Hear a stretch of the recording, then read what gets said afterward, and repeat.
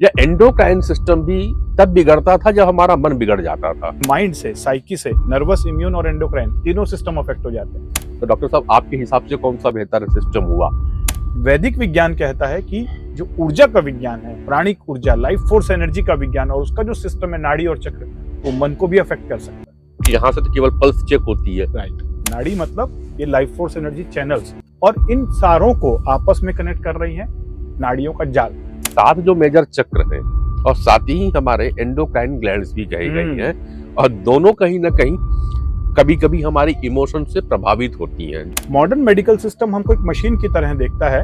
तब modern medical science को वैदिक विज्ञान के नाड़ी विज्ञान के साथ जोड़ा जाए तो क्या कुछ कनेक्टिविटी बनती है? साइंस और टेक्नोलॉजी एडवांस हो रहा है, जिस तरीके से biofield viewer, biofield reader, GDV बायोवेल, वेदा पल्स, इस प्रकार की चीजें जो आ गई हैं। दोस्तों, पिछली वीडियो में हमने बात किया कि कोई ऊर्जा है, ऊर्जा के कई प्रकार होते हैं, और उनमें से एक ऊर्जा हमने बात की जो सटल एनर्जी की बात होती है, जिसे कि अध्यात्म और योग में लाइफ फोर्स एनर्जी या प्राणिक ऊर्जा के नाम पे कहा गया है। बात चल रही थी सिस्टम के ऊपर में आए कि हमारे बॉडी के अंदर में कई सिस्टम है, इसी प्रकार एक एनर्जी सिस्टम भी होना चाहिए, लेकिन जो मॉडर्न मेडिकल साइंस है वो उसे मानता नहीं, उसे डिनाई करता है कि कोई भी एनर्जी सिस्टम ऐसा होता नहीं है। लेकिन हाँ, वो एक स्टेप और आगे बढ़े हैं जो पहले नहीं मानते थे। कभी पहले वो मन को नहीं मानते थे, माइंड को नहीं मानते थे, लेकिन अब आधुनिक विज्ञान जो है उसने भी साइकोलॉजी और साइकेट्री विभाग ला करके उस पर कई रिसर्च चालू कर दिए हैं। 12वीं की में जब हम थे और बायोलॉजी पढ़ा करते थे, तो हमने पिछले वीडियो में कहा था कि बॉडी सिस्टम में सबसे बेहतर सिस्टम और कंट्रोलिंग सिस्टम जो कहा गया था वो एंडोक्राइन सिस्टम को कहा गया था, जो सारे सिस्टम को कंट्रोल करता मास्टर सिस्टम होता है। लेकिन यह एंडोक्राइन सिस्टम भी तब बिगड़ता था जब हमारा मन बिगड़ जाता था, और कहीं ना कहीं एंडोक्राइन में जो हार्मोन्स निकलते थे ग्लैंड से, वो हार्मोन्स भी कम ज्यादा होते थे, जिससे बीमारियां पैदा हो जाती थी। तो आज मॉडर्न मेडिकल साइंस, और उधर जब हम अध्यात्म की बात करते हैं, वैदिक विज्ञान की बात करते हैं, तो वो चक्र और नाड़ी की बात करते हैं, जो डॉक्टर अनिल गुप्ता भी बात कर रहे थे। तो अगला क्वेश्चन डॉक्टर अनिल गुप्ता से हम यही करेंगे। तो डॉक्टर साहब, आपके हिसाब से कौन सा बेहतर सिस्टम हुआ? एंडोक्राइन सिस्टम अच्छा हुआ कि माइंड का जो अपना सिस्टम हुआ अच्छा हुआ, या जो आप बोल रहे हो प्राणिक ऊर्जा और ये सब? देखिए, जब बात आती है कि सबसे इंपॉर्टेंट सिस्टम बॉडी का कौन सा है, सबसे ज्यादा केयर किसकी होनी चाहिए, तो कुछ लोग कहते हैं कि आपको एंडोक्राइन हार्मोन्स को अच्छा रखना है, कुछ लोग कहते हैं कि आपको कार्डियोवास्कुलर सिस्टम हेल्दी रहेगा तभी तो पूरी बॉडी ठीक चलेगी, कुछ लोग कहते हैं नर्वस सिस्टम सही होना चाहिए। तो फिर मेडिकल साइंस कहती है सभी सिस्टम अपनी अपनी जगह इंपॉर्टेंट है, कोई एक बड़ा सिस्टम नहीं है। लेकिन जब साइकोलॉजी में बात आती है, साइकेट्री की बात आती है, तो साइकोलॉजी कहता है कि मन, माइंड, साइको न्यूरो इम्यूनोलॉजी, वो कहता है कि माइंड से, साइकी से, नर्वस, इम्यून और एंडोक्राइन तीनों सिस्टम अफेक्ट हो जाते हैं। तो यानी ज्यादा बड़ा कौन हुआ, नर्वस, इम्यून या एंडोक्राइन या माइंड? माइंड। यानी माइंड से तीनों सिस्टम गड़बड़ हो सकते हैं। अगर आप साइको न्यूरोइम्यूनोलॉजी को नहीं समझ रहे तो मेरा एक वीडियो और बना हुआ है साइको न्यूरोइम्यूनोलॉजी पर, उसका और जाके जरूर देखिएगा, ताकि आपको समझ में आए कि क्या ये 3 सिस्टम ज्यादा इंपॉर्टेंट है कि माइंड ज्यादा इंपॉर्टेंट है। इसके बाद वैदिक विज्ञान कहता है कि जो ऊर्जा का विज्ञान है, प्राणिक ऊर्जा, लाइफ फोर्स एनर्जी का विज्ञान और उसका जो सिस्टम है नाड़ी और चक्र, वो मन को भी अफेक्ट कर सकता है, उससे मन को भी चेंज किया जा सकता है। तो ज्यादा सिस्टम बड़ा कौन हुआ? एक ऐसा सिस्टम हमारे फिजिकल और मेटाफिजिकल को, जो दोनों को बांधे रखता है, जो हमारे बॉडी को भी अफेक्ट करता है, जो हमारे मन को भी अफेक्ट करता है, जो हमारे फिजिकल बॉडी के सिस्टम को भी अफेक्ट करता है, जो हमारे कॉन्शियस माइंड, सबकॉन्शियस माइंड और अनकॉन्शियस माइंड तीनों को अफेक्ट करता है, जो हमारे इंटेलेक्ट को भी अफेक्ट करता है, जो हमारी स्पिरिचुअलिटी को भी अफेक्ट करता है, वो एक सिस्टम है लाइफ फोर्स एनर्जी सिस्टम, जिसके अंदर नाड़ी और चक्र है। तो सबसे बड़ा सिस्टम ये हुआ, नाड़ी और चक्र का सिस्टम यानी एनर्जी सिस्टम।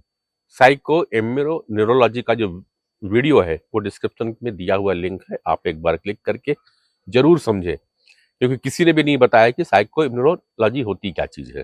तो आप इस वीडियो को देख के समझ सकते हैं। आगे कंटिन्यू करेंगे। नाड़ी और चक्र। अब इसका जो नाड़ी और चक्रों के बारे में जो बातें होती हैं वो जनरली वैदिक विज्ञान में होती है। नाड़ी होती थी और हम जानते कि ये पकड़ करके कर लिया, पर इसको तो मॉडर्न मेडिकल मानती ही नहीं है। वो तो कहते हैं कि यहाँ से तो केवल पल्स चेक होती है। राइट। यही तो पूरा जो वाद विवाद चल रहा है वो ये है कि नाड़ी होती ही नहीं है, क्योंकि नाड़ी फिजिकली दिखाई देता नहीं। यहाँ तो पल्स देखी जाती है, यस डेफिनेटली यहाँ तो पल्स देखी जाती है। पहले नाड़ी को समझिए, नाड़ी आर्टरी नहीं है, नाड़ी नर्व्स नहीं है, नाड़ी सिस्टम एक पूरा सिस्टम अलग है। नाड़ी मतलब ये लाइफ फोर्स एनर्जी चैनल्स। तो आप एक फिजिकल हैं, और 4 मेटाफिजिकल हैं, अन्नमय कोश, प्राणमय कोश, मनोमय कोश, विज्ञानमय कोश, आनंदमय कोश। यानी physical body, mental body, intellectual body, soul. और इन सारों को आपस में कनेक्ट कर रही है नाड़ियों का जाल, एनर्जी सिस्टम। जैसे नर्वस सिस्टम सारे ऑर्गन को कनेक्ट कर रहा है, कार्डियोवैस्कुलर सिस्टम सारे ऑर्गन्स को कनेक्ट कर रहा है, सारे ऑर्गन सिस्टम को कनेक्ट कर रहा है। इसी प्रकार से ये नाड़ी सिस्टम पूरे फिजिकल को भी कनेक्ट कर रहा है और मेटाफिजिकल को भी कनेक्ट कर रहा है। तो होलिस्टिक वे में अपने आप को समझने का मतलब है कि पहले मुझे फिजिकली भी समझना है, मेटाफिजिकली भी समझना है। तो नाड़ी जो है, नाड़ी वो हमारे मेटाफिजिकल से जुड़ी हुई है। यानी जो अभी आप 5 कोष बता रहे थे कि फिजिकल बॉडी है, मेंटल बॉडी है, एनर्जी बॉडी है और आपका विज्ञानमय कोश है और अन्नमय कोश है। ये पांचों को कनेक्ट करती है नाड़ियाँ। यस, पांचों को कनेक्ट करती हैं। और पांचों को किससे कनेक्ट करती हैं? इन्वायरमेंट के साथ और ब्रह्मांड के साथ। अच्छा, मतलब हम ब्रह्मांड से भी जुड़े। जिस हम शुरुआत में जो पहली वीडियो मैंने कहा कि जो हमें सोर्स मिल रहा है एनर्जी का, वो अगर सूर्य से मिलता है, अगर कोई वहां एनर्जी सोर्स है, तो डायरेक्ट एनर्जी वहां भी जुड़ी हुई है। हमारी नाड़ियां उनसे भी कहीं ना कहीं रिलेटेड है। जैसे आप पेड़ पौधे को देखेंगे, एक पौधा मुरझाया हुआ यानी उसकी लाइफ फोर्स एनर्जी कम है, पौधा अच्छे से खिला हुआ उसकी लाइफ फोर्स एनर्जी अच्छी है। जब एक पेड़ पौधे को न्यूट्रिएंट्स मिलते हैं, एयर मिलती है, वाटर मिलता है और सनलाइट मिलती है, तो वो फोटोसिंथेसिस के द्वारा अपने वो बनाता है, अपने न्यूट्रिएंट्स बनाता है।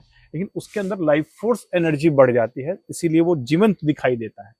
वही पौधा है, उसके अंदर जब लाइफ फोर्स एनर्जी खत्म हो जाती है, वो मुरझा जाता है, सूख जाता है। जैसे पेड़ पौधे काम करते हैं, वैसे ही हमारा है।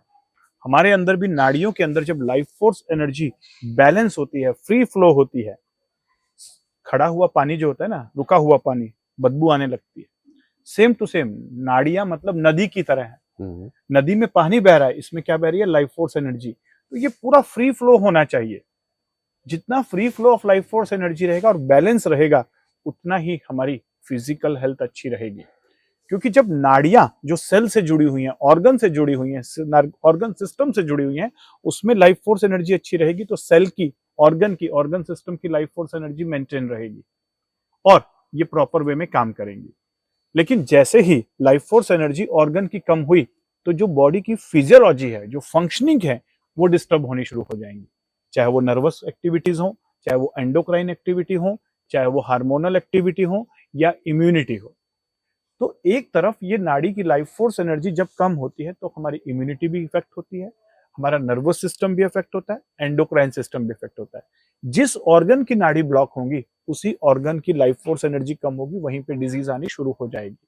और ओवरऑल अगर पूरे सिस्टम की, जो बॉडी के साथ जुड़ी हुई नाड़ियां हैं, उनकी लाइफ फोर्स एनर्जी कम हो गई है, तो उस कंडीशन में ओवरऑल जो स्टेमिना है, वाइटलिटी है, इम्यूनिटी है और बॉडी का जो टेक्सचर है, वो सारी चीजें गड़बड़ा जाती हैं, और जिसको हम कहते हैं chronic lifestyle diseases, fibromyalgia, adrenal fatigue syndrome जो हम कह रहे हैं, ये सारी जो चीजें हैं, ये कहीं ना कहीं लाइफ फोर्स एनर्जी से जुड़ी हुई है, जिसे हम फिजिकल लेवल पे, मेडिकल साइंस हार्मोन के लेवल पर, केमिकल के लेवल पर, न्यूरोनल एक्टिविटी के लेवल पे समझ रहा है, लेकिन रूट कॉज नहीं समझ रहा है।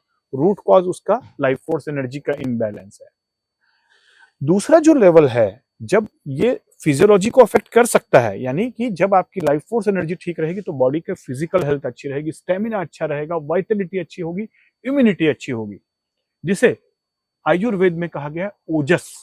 ओजस, तेजस, प्राणा, ये 3 चीज आयुर्वेद में कही गई हैं। ओजस मतलब फिजिकल, तेजस मतलब माइंड। जब आपकी मनोमय कोश की जो नाड़ियां हैं, अगर वो खुली रहेंगी, उसमें फ्री फ्लो एनर्जी का रहेगा, तो आप माइंड के द्वारा कंसंट्रेशन फील करेंगे, फोकस फील करेंगे, बैलेंस्ड फील करेंगे, आपका माइंडसेट स्ट्रांग रहेगा, फ्लेक्सिबल रहेगा, और साथ ही साथ आपका जो सोचने की, समझने की शक्ति है, प्रोसेसिंग पावर है जो माइंड की और ब्रेन की, बहुत अच्छी रहेगी। ये जो नाड़ियां में जो एनर्जी फ्लो हो रही है, जिसे आप लाइफ फोर्स एनर्जी कह रहे हैं, इसी से व्यक्ति का ओजस, तेजस, प्राणा बैलेंस होता है। जो बॉडी की नाड़ियां हैं, एक अन्नमय नाड़ियां हैं जो बॉडी के लिए रिस्पॉन्सिबल, एक मनोमय नाड़ियां हैं जो मन से जुड़ी हुई हैं। कुछ वायरिंग बॉडी में गई हुई है, कुछ नाड़ियां मन से जुड़ी हुई हैं, जिसे मनोमय नाड़ी कह रहे हैं। तो मनोमय नाड़ी जब अफेक्ट होंगी, तो व्यक्ति का तेजस कम हो जाएगा। तेजस मतलब सोचने की, समझने की शक्ति कम हो जाएगी, थोड़ा डल फील करेगा, कंफ्यूजन, क्लैरिटी नहीं आएगी, कंफ्यूजन रहेगा, डिप्रेशन में जाएगा, अच्छी थॉट्स नहीं आएंगी, नेगेटिव थॉट्स आएंगी, ओवर थिंकिंग का शिकार होगा। मनोमय कोश जैसे आपने फिजिकल बॉडी पे देखा, अब ये मनोमय कोश की बात हो रही है। जब लाइफ फोर्स एनर्जी मनोमय कोश की नाड़ियों में बंद होगी तो मतलब ये कहें कि पहला बात हम कर रहे हैं फिजिकल बॉडी की। अगर नाड़ी जो फिजिकल बॉडी की ओर जा रही है, बिल्कुल सिंपल यस भाषा में समझ रहे यस हैं कि जो यस नाड़ी फिजिकल बॉडी जा रही है, तो उससे जितने भी सिस्टम आपको पता है, वो चाहे रेस्पिरेटरी हो, चाहे कार्डियोवैस्कुलर हो, चाहे इंटीग्यूमेट्री या स्किन सिस्टम बोलते हैं, जेनेटल ऑर्गन के सिस्टम में, ये सारे सिस्टम प्रभावित होंगे जहां जहां पे वो नाड़ियां जा रही जिस होंगी। तरफ की नाड़ी बंद होगी उसी ऑर्गन के अंदर इफेक्ट आएगा। कुल मिलाकर के जैसे खेत में अपन पानी डालते हैं ना क्यारियों में, बस बस बस जिधर का ब्लॉकेज या मट्टी गिर गई होगी तो पानी आगे नहीं जाएगा सीधा। बिल्कुल ठीक तो है। वो वाली क्यारियों के तो उस जगह पे पानी, तो वहां के पौधे धीरे धीरे मुरझाने लगे हैं। तो इसी असर आपकी इसमें भी पड़ता है। ये तो दृश्य हुआ जो आपको विजिबल दिख रहा है, लेकिन एक अनविजिबल भी है, और वो होता है आपका मन, जिसकी मन। डॉक्टर तो ही बात कर रहे थे। तो उस पे पूरा का पूरा चेहरा ही डल टाइप का दिखाई, जैसे आप तेजस बोल रहे थे। तो मनोमय कोश में अगर नाड़ी का फ्लो कम हुआ माइंड की ओर, तो उस जगहों पे आपका चेहरा डल हो जाएगा, क्लियरिटी नहीं आएगी, आप अचानक ही कुछ थका बुझा बुझा सा आप रहने लगते हैं। मतलब ये हुआ। आपको उस आदमी का माइंड लेवल दिखाई देगा कि इसकी डिसीजन मेकिंग पावर ठीक नहीं है, ये ठीक से चीजों को समझ नहीं पा रहा है, ठीक है ना। और इसकी जो मन की इमोशंस हैं वो बैलेंस्ड नहीं है। जब आप देखेंगे ऐसे व्यक्ति को जिसके मन की मनोमय नाड़ियों की लाइफ फोर्स एनर्जी ठीक नहीं है। लेकिन दूसरी तरफ आप अगर ऐसे भी व्यक्ति देखेंगे जो मन से बहुत सीधे होते हैं, सरल होते हैं, स्पष्ट होते हैं, क्लियर होते हैं, स्ट्रांग होते हैं, फ्लेक्सिबल होते हैं, कंसंट्रेशन मेमोरी बहुत जबरदस्त होता है, ये वो लोग हैं जिनकी मनोमय नाड़ियां के अंदर में लाइफ फोर्स एनर्जी, मनोमय एनर्जी बैलेंस चल रही है। तीसरी तरफ ये इंटेलेक्ट से भी जुड़ी हुई हैं, तो आपकी बुद्धि एक्टिव रहेगी, यानी कि मनोमय नाड़ियां जो बुद्धि के साथ जुड़ी हुई हैं, तो आपकी इंटेलेक्ट एक्टिव रहेगी, आप सही डिसीजंस लोगे, गलत रास्ते पे नहीं जाओगे। और चौथी तरफ ये जो मनोमय नाड़ियां हैं, क्योंकि ये सारे कोश में जुड़ी हुई हैं, तो आपकी पर्सनैलिटी, आपका ऑरा अच्छा रहेगा। ऑरा का मतलब क्या कि आपसे लोग अट्रैक्ट होंगे, जो आप बोलेंगे लोग बात उसको समझेंगे, मानेंगे, और आपका प्रेजेंस जहां पर भी आप जाएंगे उस माहौल को लाइव कर देंगे, उस माहौल के अंदर एनर्जी भर देंगे। लोग आपसे मिलना पसंद करेंगे और लोग आपको कॉम्प्लीमेंट देंगे कि अरे आपका ऑरा जबरदस्त है। ये ऑरा मतलब क्या कि हम जो रेडिएट करते हैं, जो एनर्जी, वो नाड़ियों की एनर्जी ही है। तो जब हमारी एनर्जी ओवरऑल बैलेंस रहती है तो हमारा ऑरा जबरदस्त होता है, लोग हमसे कनेक्ट होते हैं, सोशली हम इम्पैक्ट डाल पाते हैं, और मन से अच्छी अच्छी बातें, अच्छे अच्छे विचार आते हैं, इंटेलेक्ट बहुत हाई होती है, फिजिकली स्टेमिना होता है। तो पर्सनालिटी वो नहीं है जो आप समझ रहे हैं। पर्सनालिटी कहीं ना कहीं आपके ऑरा से जुड़ी हुई होती है, क्योंकि वो मेटाफिजिकल भी है। मेटाफिजिकल एक्चुअली पर्सनालिटी मेटाफिजिकल है, लेकिन आपको फिजिकली दिखाई देती है। तो कंफ्यूजन मत लीजिए, नीचे लिंक डाल दिया हूँ, 2 वीडियो है पर्सनालिटी के ऊपर में, हमारे और डॉक्टर गुप्ता जी के बातचीत के, देखिएगा। ये वीडियो भी आपको यूट्यूब में कहीं नहीं मिलने वाला है। एक पर्सनालिटी को मेटाफिजिकली होती है, ये किसी ने आज तक बताया नहीं है। एक बार जाइएगा। हम आगे चलते हैं इस पे, लाइफ फोर्स एनर्जी, क्योंकि हमने वहां बता दिया तो उसमें ऑरा के बारे में बताया था, थोड़ा पर्सनालिटी को लेकर के। टॉपिक आगे एक पार्ट और कंटिन्यू कर लेता हूँ आपके साथ में। लाइफ फोर्स एनर्जी से पर्सनालिटी कैसे हो रही है, आप नाम। देखिए, आप ये समझिए पहले कि फिजिकल बॉडी और मेटाफिजिकल बॉडी, 5 बॉडी है, एक फिजिकल है, 4 मेटाफिजिकल है। और 4 में से जो दूसरा है प्राणमय कोश, वो केवल एक छोटी सी बॉडी नहीं है, ये सारी बॉडी को कनेक्ट कर रहा है आपस में। प्राणमय कोश, प्राणमय कोश का मतलब भी वही है, वो एनर्जी बॉडी है, वो एनर्जी सिस्टम है, ठीक है। जैसे स्पाइनल कॉर्ड है, ऐसे ही स्पाइनल कॉर्ड के अंदर में बताया जाता है सुषुम्ना नाड़ी होती है, सेंट्रल चैनल। और सुषुम्ना के अंदर 3 नाड़ी और हैं, वज्र नाड़ी, चित्री नाड़ी, ब्रह्म नाड़ी। पहले सुषुम्ना है, सुषुम्ना के अंदर एक छोटी सी ट्यूब है, बड़ी ट्यूब है लंबी, उसको कहते हैं वज्र नाड़ी। वज्र के अंदर चित्रिणी नाड़ी, और चित्रिणी के अंदर ब्रह्म नाड़ी, जो सबसे सेंटर है, ठीक है। अब इसके इर्द गिर्द, स्पाइनल कॉर्ड के इस सुषुम्ना के इर्द और गिर्द 2 नाड़ियां हैं, ईड़ा और पिंगला। ईड़ा हमारे मन से जुड़ी हुई है और पिंगला हमारे शरीर से जुड़ी हुई है, ऐसा कहा जाता है। ईड़ा और पिंगला एक फेमिनाइन है, ईड़ा फेमिनाइन है, पिंगला मस्कुलाइन है। ये 2 एनर्जी हैं जो ऐसे ट्विस्ट करके जाती हैं, जो योग वैदिक विज्ञान में दिखाया गया है। जहां जहां ईड़ा और पिंगला एक दूसरे को क्रॉस करती हैं, वहां एक जंक्शन बन गया। उस जंक्शन के ऊपर एक बड़ा सा रेगुलेटर लगा हुआ है, एमसीबी लगा हुआ है, जिसे चक्र कहा जाता है। मूलाधार चक्र, स्वादिष्ठान चक्र, मणिपुर चक्र, अनाहत चक्र, विशुद्धि चक्र, आज्ञा चक्र और सहस्रार चक्र। ये जो चक्र हैं, ये 7 बड़े रेगुलेटर्स हैं। अब ईड़ा और पिंगला से जहां जहां क्रॉस करी उसके वहां से भी बहुत सारी नाड़ियां निकलेंगी। तो ऐसा कहा जाता है कि यहां से मेजर नाड़ीज निकलती हैं, मेजर नाड़ीज ईड़ा और पिंगला से।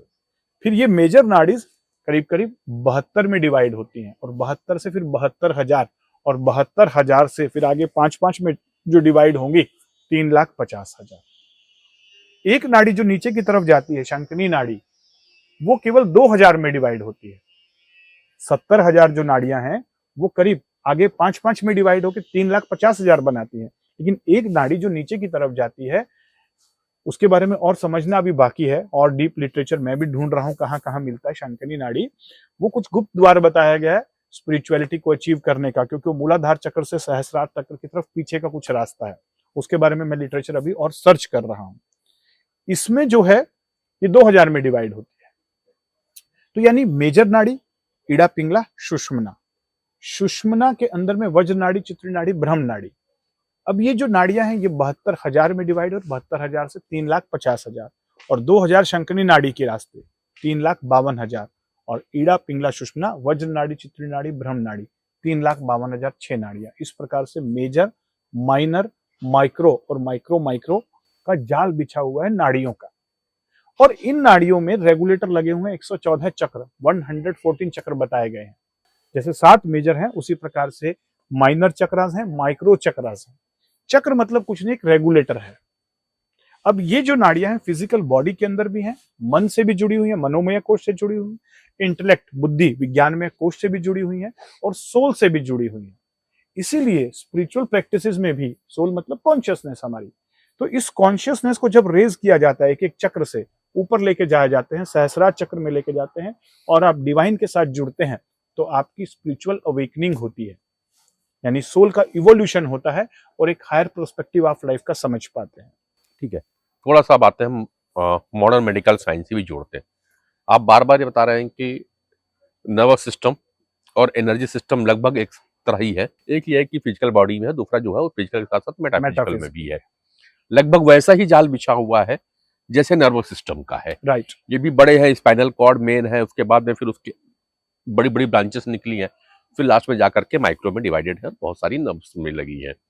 जहां जहां पे नर्व्स आ भी रही हैं तो वहां वहां पर भी कुछ मेजर पॉकेट्स हैं जो उसका कंट्रोल करते हैं। सिमिलरली एंडोक्राइन को भी जाए तो वो एंडोक्राइन ग्लैंड भी उन्हीं जगहों पे जा रही है। 7 प्रकार के हैं, जो 7 मेजर सॉकेट्स लगे हुए 7 हैं। मेजर चक्र हैं कि 7 जो मेजर चक्र हैं और साथ ही हमारे एंडोक्राइन ग्लैंड्स भी कही गई हैं, और दोनों कहीं ना कहीं कभी कभी हमारी इमोशन से प्रभावित होती हैं, जो पिछली वीडियो में हमने बात किया। तब मॉडर्न मेडिकल साइंस को वैदिक विज्ञान के नाड़ी विज्ञान के साथ जोड़ा जाए तो क्या कुछ कनेक्टिविटी बनती है? यही तो फर्क आता है मॉडर्न मेडिकल सिस्टम और होलिस्टिक मेडिसिन में। मॉडर्न मेडिकल सिस्टम हमको एक मशीन की तरह देखता है और हर पार्ट को अलग अलग देखता है, लेकिन जो होलिस्टिक मेडिसिन है वो पर्सन को एज ए होल समझता है। एज ए होल मतलब समझने का, एक वो फिजिकल है, कुछ मेटाफिजिकल है। तो मेटाफिजिकल में क्या क्या आता है? उसका मन, conscious mind, subconscious mind, unconscious mind, फिर उसकी बुद्धि, उसका इंटेलेक्ट, उसकी सोल, उसके इमोशंस, उसके फीलिंग्स, उसका एनवायरनमेंट, उसकी एनर्जी, उसका लाइफस्टाइल, उसकी डाइट, ये सारी चीजें जब समझी जाती है दैट बिकम होलिस्टिक मेडिसिन। अब ये जो सारी चीजें अफेक्ट करती हैं ह्यूमन बीइंग को, ये एनर्जी के लेवल पर है, ये बीइंग पार्ट है। जब आप ह्यूमन के साथ बीइंग को भी हैंडल कर लेते हैं, समझ लेते हैं, तो इट बिकम होलिस्टिक मेडिसिन। और इन सारों को आपस में जोड़ने का जो काम है वो एनर्जी सिस्टम करता है।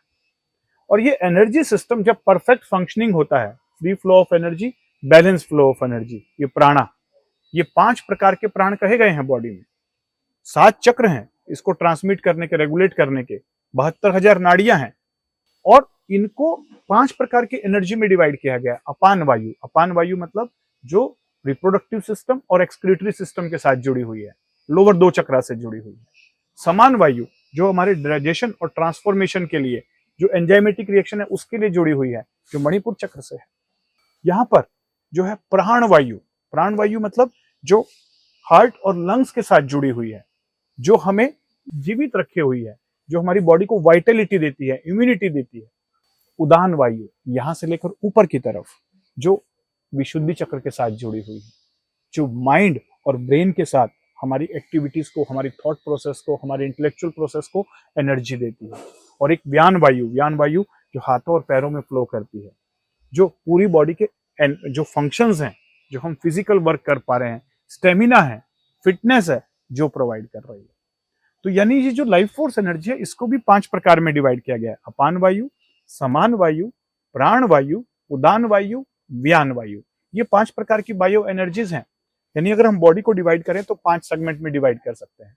और इन 5 वायु को हैंडल करने के लिए 7 प्रकार के रेगुलेटर लगे हुए हैं और करीब करीब 72,000 प्रकार की नाड़ियां हैं।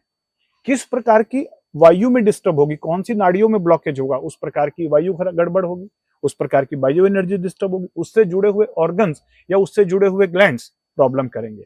जैसे मूलाधार चक्र के साथ कौन सी ग्लैंड जुड़ी है? Adrenal gland. स्वादिष्ठान चक्र के साथ जो रिप्रोडक्टिव ग्लैंड है, टेस्टिस एंड ओवरीज, वो जुड़ी हुई है। मणिपुर चक्र के साथ पेनक्रियास जुड़ा हुआ है। अनाहत चक्र के साथ थाइमस ग्लैंड जुड़ा हुआ है। विशुद्धि चक्र के साथ थायराइड और पैराथायराइड जुड़े हुए हैं। आज्ञा चक्र के साथ पिट्यूटरी और हाइपोथैलेमस जुड़ा हुआ है। इसके साथ पीनियल ग्लैंड जुड़ी हुई है। तो क्या ये एक अकस्मात है कि जहां जहां पर चक्र हैं वहीं वहीं पर ये ग्लैंड्स हैं? ग्लैंड तो बाद में डिस्कवर की गई, चक्र तो बहुत पहले से लिखे हुए हैं। तो उन ऋषि मुनियों ने कैसे जान लिया कि यहीं पे ग्लैंड होगी? वो तो बॉडी का डिसेक्शन नहीं करते थे। जहां जहां पर प्लेक्सिस है, नर्वस प्लेक्सिस, कॉक्सिजियल प्लेक्सिस, वहीं वहीं पर चक्र हैं, वहीं वहीं पर नाड़ियों के गुच्छे हैं। तो यानी कहीं ना कहीं जो फिजिकल बॉडी में नर्वस सिस्टम और एंडोक्राइन सिस्टम है, उसी के अलोंग ये नाड़ियों का भी जाल बिछा हुआ है। जहां पे प्लेक्सिस है वहीं पे कुछ नाड़ियों के प्लेक्सिस होंगे, ये दिखाई नहीं देते ना। अभी उस लेवल की मशीनें नहीं आ पाई हैं जिस लेवल पे हम फिजिकल बॉडी को एक्सप्लोर कर रहे हैं। एक एक आर्टरी को देख ले रहे हैं, वेन को देख ले रहे हैं, एंजियोग्राफी कर ले रहे हैं। अभी एनर्जी मेडिसिन के पास उस फ्रीक्वेंसी की मशीनें नहीं है कि उस फ्रीक्वेंसी को फिजिकल फॉर्म में कन्वर्ट करके प्लेक्सिस को देख सके।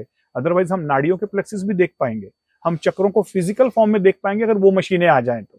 लेकिन साइंस और टेक्नोलॉजी एडवांस हो रहा है, जिस तरीके से biofield viewer, biofield reader, GDV बायोवेल, वेदा पल्स, इस प्रकार की चीजें जो आ गई हैं, तो आने वाले समय में हो सकता है कि ये ऐसी मशीनें भी आएं, जैसे हम सीटी स्कैन, एमआरआई, सोनोग्राफी करके फिजिकल बॉडी को एक्सप्लोर कर पा रहे हैं, उसी प्रकार से नाड़ियों को भी एक्सप्लोर कर पाएं और ये समझ पाएं कि कौन सी नाड़ी बंद है। नाड़ियों के स्कैन के द्वारा ये पॉसिबल हो सकता है, ये पॉसिबिलिटीज हैं। भाई पांडे जी, आज से 100 साल पहले हमारे दादाजी यहाँ बैठे होते और उनको कोई मोबाइल के बारे में बताता तो वो बिलीव नहीं कर सकते थे। तो वही चीजें मैं कह रहा हूं, जैसे साइकोलॉजी आया मेडिकल साइंस के अंदर, उससे पहले साइकोलॉजी का कोई रोल ही नहीं था। फिर माइक्रोबायोलॉजी भी जुड़ा मेडिकल साइंस के अंदर। पहले तो सोचा जाता था कि डिजीजेस जो हैं वो केवल फिजिकल चीजों से होती हैं, लेकिन जब वायरस और बैक्टीरिया की खोज हुई, माइक्रोस्कोप आया, इलेक्ट्रॉन माइक्रोस्कोप आया, तब समझ में आया कि कुछ नॉन ऐसी लिविंग चीजें हैं जो हमें नंगी आंखों से दिखाई नहीं देती। पूरा माइक्रोबायोलॉजी का सब्जेक्ट आ गया। तो इसी प्रकार से ये नाड़ियों का विज्ञान जो है, हो सकता है कि अभी हम नहीं समझ पा रहे हैं क्योंकि मशीनें नहीं है और जो दिखता है वही माना जाता है। तो वो मशीनें लाने की जरूरत है जो हम उस फ्रीक्वेंसी पे जाके हमारे प्राणमय कोश को कैप्चर कर सके, नाड़ियों को देख सके, और नाड़ियां अगर देख ली गई तो ये शायद पता चल सके कि कौन सी नाड़ी ब्लॉक है। ये नाड़ियों के ब्लॉक होने के कारण अलग अलग हैं, वो भी हम बात करेंगे, लेकिन मैं बात कर रहा हूं पहले कि क्या ऐसी मशीनें लाई जा सकती हैं। साइंस और टेक्नोलॉजी अगर रिसर्च करे, क्वांटम फिजिक्स बेस्ड ऐसी फ्रीक्वेंसी डिवाइस लाई जा सकती हैं। और लाने के बाद जब हमें समझ में आए कि हाँ, यहाँ पर कुछ ब्लॉकेज है, चाहे वो ब्लॉकेज का कारण कुछ भी रहा हो, चाहे उसका डाइट रहा हो, लाइफस्टाइल रहा हो, तो उस ब्लॉकेज को क्या हम फ्रीक्वेंसीज के द्वारा ठीक कर सकते हैं। वो फ्रीक्वेंसीज अगर वहां पे जाके उस ब्लॉकेज को खोल दें और लाइफ फोर्स एनर्जी फ्लो होनी शुरू हो जाए, तो वो ऑर्गन की जो एनर्जी है वो वापस हो जाएगी। जैसे आधा मुरझाया हुआ पौधा है, उसको लाइफ फोर्स एनर्जी नहीं मिल रही है, उसे धूप में रख दें या उसमें पानी डाल दें, खाद डाल दें, फिर से फूल खिलने शुरू हो जाते हैं। इसी प्रकार से हम ह्यूमन बीइंग भी एक उसी संरचना का हिस्सा है। हमारी भी नाड़ी सिस्टम है और उसके अंदर अगर फिर से लाइफ फोर्स एनर्जी का प्रवाह होना शुरू हो जाए तो शायद जो डिजीज आ चुकी है उसे वापस रिवर्सल किया जा सके, जो ऑर्गन्स डिजनरेट हो रहे हैं उन्हें वापस रीजनरेट किया जा सके। ये आने वाले समय में रिसर्च का विषय हो सकता है। बिल्कुल। अभी लाइफ फोर्स एनर्जी की जब आप बात कर रहे हैं और हम फिजिकल बॉडी की बात कर लिए, मॉडर्न मेडिकल साइंस की बात कर लिए, बार बार आप क्वांटम डिवाइसेस की बात कर रहे हैं, क्वांटम फिजिक्स की भी आप बात करते हैं और कह रहे हैं कि आने वाले समय में कुछ मशीनें आ जाएगी। तो अभी तक वैदिक विज्ञान को समझने और समझाने के लिए मॉडर्न मेडिकल साइंस और क्वांटम जो साइंस आई है, क्वांटम मेडिसिन जो आ गई है, क्वांटम मशीनें आई हैं, वे कहाँ तक पहुंची, उनकी जर्नी कहाँ तक आई है? तो पहले हम थोड़ा सा एक थ्योरेटिकल पार्ट समझते हैं, फिर उसको और प्रैक्टिकली समझते हैं। तो अभी तक हमने समझा कि फिजिकल पार्ट है, मेटाफिजिकल पार्ट है, या हमारा एक फिजिकल एग्जिस्टेंस है, मेटाफिजिकल एग्जिस्टेंस है, और इन दोनों एग्जिस्टेंस को जोड़ने वाला एक सिस्टम है जिसे हम कह रहे हैं एनर्जी सिस्टम, जिसमें नाड़ी और चक्र हैं। अब इसके अंदर लाइफ फोर्स एनर्जी फ्लो करती है। जब ये life force energy free flow है, बैलेंस्ड है, तो फिजिकल हेल्थ अच्छी है, मेंटल हेल्थ अच्छी है, इंटेलेक्चुअल हेल्थ अच्छी है, इमोशनल हेल्थ अच्छी है, पर्सनैलिटी अच्छी है, और हम एक स्पिरिचुअली भी वेल कनेक्टेड फील करते हैं ब्रह्मांड के साथ, डिवाइन के साथ।